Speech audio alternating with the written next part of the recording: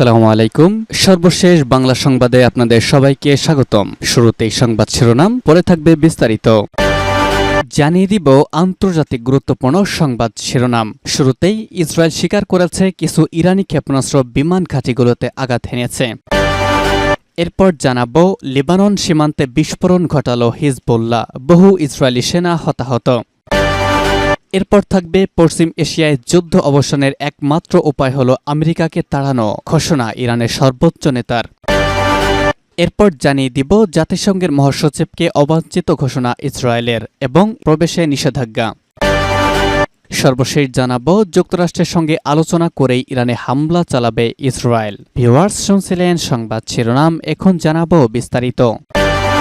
Israel স্বীকার করছে কিছু ইরানি ক্ষেপণাস্ত্র বিমান ঘাঁটিগুলোতে আঘাত হেনেছে। ইহুদিবাদী ইসরায়েলের বর্বর সামরিক বাহিনী শেষ পর্যন্ত স্বীকার করতে বাধ্য হয়েছে যে মঙ্গলবার দিবাগত রাতে যে শত শত ক্ষেপণাস্ত্র দিয়ে ইসরায়েলের ওপর ইরান হামলা চালিয়েছে তার কিছু ক্ষেপণাস্ত্র তাদের বিমান ঘাঁটিগুলোতে আঘাত হেনেছে। ইসরায়েল দাবি করেছে এসব ক্ষেপণাস্ত্রের আঘাতে বিমান ঘাঁটিগুলোর অফিস ও রক্ষণাবেক্ষণ এলাকা ক্ষতিগ্রস্ত হয়েছে, কিন্তু কোনো গুরুত্বপূর্ণ স্থাপনা বা বিমান, ড্রোন ও গোলাবারুদ ধ্বংস হয়নি। ইসরায়েল প্রথম দিকে কোনো ক্ষয়ক্ষতি হয়নি এবং ইরানের হামলা ব্যর্থ হয়েছে বলে দাবি করেছে, কিন্তু দ্বিতীয় দিনে বিমান ঘাঁটিগুলোতে আঘাতের কথা স্বীকার করল। মঙ্গলবার রাতের হামলায় ইরান ফাত্তা-1 হাইপারসোনিক ক্ষেপণাস্ত্র ব্যবহার করলেও ইসরায়েল দাবি করেছে এগুলো হাইপারসোনিক ক্ষেপণাস্ত্র ছিল না। অবশ্য ইসরায়েলি বাহিনী স্বীকার করেছে ইসরায়েলের ওপর ইরান ব্যাপকভাবে ক্ষেপণাস্ত্র হামলা চালিয়েছে। ইসরায়েলি বাহিনী হাস্যকরভাবে দাবি করেছে ইরানের ক্ষেপণাস্ত্রের টুকরোর আঘাতে শুধুমাত্র দুজন বেসামরিক নাগরিক সামান্য আহত হয়েছে। ইসলামী প্রজাতন্ত্র ইরান এই হামলা চালানোর পর পরিষ্কার করে জানিয়েছে যে তারা কোনো বেসামরিক লক্ষ্যবস্তুতে আঘাত করেনি, বরং ইসরায়েলের সামরিক ঘাঁটি, বিমান ঘাঁটি এবং গোয়েন্দা সদর দপ্তর লক্ষ্য করে হামলা চালানো হয়েছে। ইরান আরও জানিয়েছে তাদের ক্ষেপণাস্ত্র নেভাটিম, তেলনফ ও নেট জারিম বিমান ঘাঁটি সহ মোসাদের সদর দপ্তরের কাছে আঘাত হানে। সেক্ষেত্রে তেল আবিবে শুধুমাত্র দুজন বেসামরিক ব্যক্তি কিভাবে আহত হয়েছে তা স্পষ্ট নয়। এছাড়া বিভিন্ন মাধ্যমে ছড়িয়ে পড়া ভিডিও থেকে দেখা গেছে ইসরায়েলের রাজধানী সহ বিভিন্ন শহরের ওপর বৃষ্টির মতো ইরানি ক্ষেপণাস্ত্র পড়ছে। লেবানন সীমান্তে বিস্ফোরণ ঘটালো হিজবুল্লাহ, বহু ইসরায়েলি সেনা হতাহত।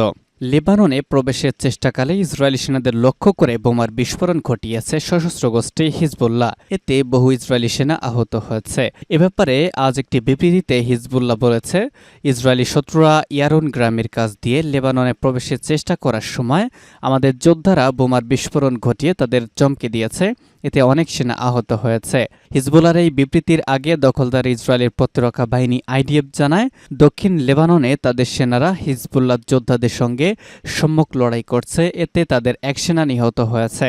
এর আগে কাতার ভিত্তিক সংবাদ মাধ্যম আল জাজিরা জানিয়েছিল লেবাননে ঢোকার চেষ্টাকালে ওদাইস শহরে হিজবুল্লাহর ব্যাপক প্রতিরোধের মুখে পড়েছিল ইসরায়েলি সেনারা। ওই সময় 2 সেনা নিহত এবং 18 জন আহত হয়।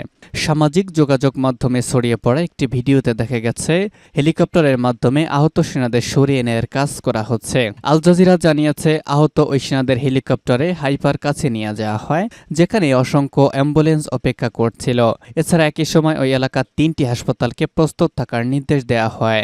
দখলদার ইসরায়েল দাবি করছে লেবাননে তারা সীমিত আকারে অভিযান চালাচ্ছে। এই অভিযানের লক্ষ্য সীমান্ত এলাকা থেকে হিজবুল্লাহর অবকাঠামো ধ্বংস করা। তবে লেবাননে ঢুকতে বেগ পেতে হচ্ছে ইসরায়েলি সেনাদের। আল জাজিরা জানিয়েছে হিজবুল্লাহ যোদ্ধারা স্থলে হামলা চালানো এবং সেটি প্রতিরোধে বেশ শক্তিশালী। তাদের মূলত এমন যুদ্ধের জন্যই প্রশিক্ষণ দেওয়া হয়। পশ্চিম এশিয়ায় যুদ্ধ অবসানের একমাত্র উপায় হল আমেরিকাকে তাড়ানো, বললেন ইরানের সর্বোচ্চ নেতা। ইরানের সর্বোচ্চ নেতা আয়াতুল্লাহিল উজমা খামেনি বলেছেন, পশ্চিম এশিয়ায় যুদ্ধ অবসানের একমাত্র উপায় হল এই অঞ্চল থেকে আমেরিকাকে বিতাড়িত করা। ইরানের একদল বিজ্ঞান, প্রতিভা ও কৃতি শিক্ষার্থী আজ তেহরানে ইসলামী বিপ্লবের নেতা আয়াতুল্লাহ সৈয়দ আলী খামেনির সঙ্গে দেখা করতে গেলে তিনি এমন মন্তব্য করেছেন। সর্বোচ্চ নেতা বলেন, আমাদের এই অঞ্চলের সমস্যা অর্থাৎ যুদ্ধ সংঘাতের মূলে রয়েছে শান্তি ও স্থিতিশীলতার বলি আওড়ানো দেশগুলো, অর্থাৎ আমেরিকা এবং কিছু ইউরোপীয় দেশ। যুক্তরাষ্ট্র এবং কিছু ইউরোপীয় দেশ পশ্চিম এশিয়া থেকে নিজেদের গুটিয়ে নিলে নিঃসন্দেহে যুদ্ধ সংঘাতের অবসান ঘটবে। এর ফলে এই অঞ্চলের দেশগুলো একসঙ্গে সুখ, শান্তি ও নিরাপত্তার মধ্যে বসবাস করতে পারবে। আয়াতুল্লাহ খামিনি আরও বলেন, আশা করছি ইরানি জাতির কঠোর প্রচেষ্টায়, ইসলামী বিপ্লবের অনুপ্রেরণায় এবং অন্যান্য জাতির সহযোগিতায় আমরা এই অঞ্চলকে শত্রুমুক্ত করতে সক্ষম হব ইনশাআল্লাহ। লেবাননে ইসলামী প্রতিরোধ আন্দোলন হিজবুল্লাহর মহাসচিব সাইয়েদ হাসান নাসরুল্লাহর শাহাদাত প্রসঙ্গে সর্বোচ্চ নেতা বলেন, এই দিনগুলোতে আমরা শোকার্ত। বিশেষ করে আমি নিজে অত্যন্ত শোকার্তুর। যা ঘটেছে তা কোনো ছোটখাটো ঘটনা নয়। জনাব সাইয়েদ হাসান নাসরুল্লাহকে হারানো সামান্য ঘটনা নয়। এই ঘটনা আমাদেরকে মারাত্মকভাবে শোকগ্রস্ত করেছে। লেবানন ইস্যু এবং আমাদের মহান ও প্রিয় শহীদ সাইয়েদ হাসান নাসরুল্লাহ সম্পর্কে আমার কিছু বলার নেই। আমি অদূর ভবিষ্যতে বিষয়ে কথা বলবো ইনশাআল্লাহ। জাতিসংঘের মহাসচিবকে অবাঞ্ছিত ঘোষণা ইসরায়েলের। জাতিসংঘ মহাসচিবে ইসরায়েলের প্রবেশের নিষেধ। জাতিসংঘের মহাসচিব অ্যান্তোনিও গুতেরেসকে অবাঞ্ছিত ঘোষণা করেছে ইসরায়েল। দখলদার ইসরায়েলের পররাষ্ট্রমন্ত্রী গতকাল এই ঘোষণা দিয়ে জানিয়েছেন, গুতেরেসকে অবাঞ্ছিত ঘোষণা করা হয়েছে কারণ তিনি ইরানের মিসাইল হামলার নিন্দা জানাননি। তিনি বলেছেন, মঙ্গলবার ইরান ইসরায়েলে যে হামলা চালিয়েছে সেটির পর্যাপ্ত নিন্দা জানাতে ব্যর্থ হয়েছেন জাতিসংঘের মহাসচিব। এ কারণে তাকে অবাঞ্ছিত ঘোষণা করা হয়েছে। তিনি ইসরায়েলে প্রবেশ করতে পারবেন না। দখলদার ইসরায়েলের পররাষ্ট্রমন্ত্রী ইসরায়েল কাটস আরও যা বলেছেন, গুতেরেস একজন ইসরায়েলি বিদ্বেষী। তিনি সন্ত্রাসী, ধর্ষক এবং হত্যাকারীদের সমর্থন করেন। গুতেরেসকে আগামী কয়েক প্রজন্ম জাতিসংঘের কলঙ্ক হিসেবে মনে রাখবে। যদিও মঙ্গলবার রাতে ইরান ইসরায়েলে হামলা চালানোর পর তাৎক্ষণিকভাবে নিন্দা জানান জাতিসংঘের মহাসচিব। এছাড়া আবারও যুদ্ধবিরতির দাবি পুনর্ব্যক্ত করেছেন তিনি। ইরানের ব্যাপক ক্ষেপণাস্ত্র হামলায় দ্ব্যর্থহীন নিন্দা জানাতে ব্যর্থ হওয়ার অভিযোগ তুলে জাতিসংঘ মহাসচিব অ্যান্তোনিও গুতেরেসকে ইসরায়েলে প্রবেশে নিষেধাজ্ঞা দেওয়া হয়েছে। একটি বিবৃতিতে ইসরায়েলের পররাষ্ট্রমন্ত্রী বলেছেন, যে ব্যক্তি দ্ব্যর্থহীনভাবে ইসরায়েলের ওপর ইরানের জঘন্য হামলা নিন্দা জানাতে পারেন না, তিনি ইসরায়েলের মাটিতে পা রাখার যোগ্য নন। মঙ্গলবার ইরানে প্রায় 200 ক্ষেপণাস্ত্র হামলা চালায় ইরান। গাজায় হামাসের ওপর হামলা ও লেবাননের সশস্ত্র গোষ্ঠী হিজবুল্লাহ নেতা হাসান নাসরুল্লাহর ওপর হামলার প্রতিবাদে এই হামলা করেছে বলে জানিয়েছে তেহরান। এর আগে লেবানন সীমান্তে স্থল অভিযান শুরু করেছে ইসরায়েল। গতকাল হিজবুল্লাহর গণমাধ্যম দপ্তরের প্রধান মোহাম্মদ আফিফ বলেছেন, সীমান্ত থেকে ইসরায়েলকে হটাতে তাদের কাছে যথেষ্ট যোদ্ধা, অস্ত্র এবং গোলাবারুদ রয়েছে।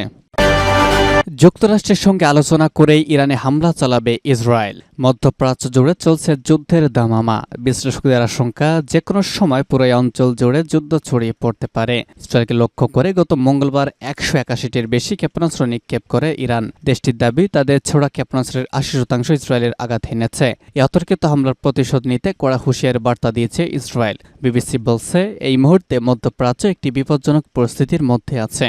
এরই মধ্যে ইসরায়েলি প্রধানমন্ত্রী বেনিয়ামিন নেতানিয়াহু বলেছেন, এই হামলার কড়া মূল্য দিতে হবে ইরানকে। তবে ইসরায়েল কী ধরনের হামলা চালাবে সেই সম্পর্কে এখনো পর্যন্ত বিস্তারিত কিছু জানায়নি। এদিকে মার্কিন প্রেসিডেন্ট জো বাইডেন বলেছেন, তিনি ইরানের পারমাণবিক স্থাপনায় ইসরায়েলের প্রতিশোধমূলক হামলাকে সমর্থন করেন না। তিনি বলেছেন, ইরানে ইসরায়েলের হামলার প্রতিক্রিয়ায় ইসরায়েল কি করতে চলেছে, যুক্তরাষ্ট্র সে বিষয়ে ইসরায়েলদের সঙ্গে আলোচনা করবে। গতকাল হারিকেন হেলেনের তাণ্ডবে নর্থ ক্যারোলাইনের ক্ষতিগ্রস্ত এলাকা পরিদর্শনে যান জো বাইডেন। সেখানে বাইডেনকে প্রশ্ন করা হয়েছিল, ইসরায়েল যদি এখন ইরানের পারমাণবিক স্থাপনায় হামলা করতে চায় তাতে তিনি সমর্থন দেবেন কিনা। এই প্রশ্নের উত্তরে বাইডেনের জবাব ছিল না। তিনি আরও বলেন, বর্তমান পরিস্থিতিতে ইসরায়েল এখন কি করতে চাইছে তা নিয়ে দেশটির সঙ্গে আলোচনা করবে যুক্তরাষ্ট্র। বাইডেন বলেন, এখনকার পরিস্থিতি নিয়ে তিনি G7 জোটের নেতাদের সঙ্গে কথা বলেছেন। তারা সবাই একমত হয়েছেন যে ইসরায়েলের জবাব দেওয়ার অধিকার রয়েছে। এছাড়া যুক্তরাষ্ট্রের পররাষ্ট্র মন্ত্রণালয়ের মুখপাত্র ম্যাথু মিলার একটি ব্রিফিংয়ে বলেছেন, ইসরায়েলের প্রতিক্রিয়া জানানোর অধিকার রয়েছে।